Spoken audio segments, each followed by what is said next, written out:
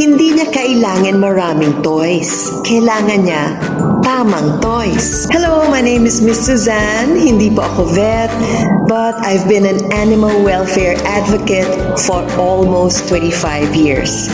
I also had an international NGO that helps uplift the lives of Philippine dogs. Too many toys for dogs cause boredom. Nabobore lang siya. Kailangan, pag nag-play sila with their toys, dapat i-rotate mo para hindi sila mabore. I-switch mo yung toys nila weekly and introduce it one at a time. Hindi mo ilalagay sa harap niya lahat-lahat. Kasi, pag less toys, more excitement. Simple change, big impact. Save this tip for your toy cleanup day. Stay safe and always be kind.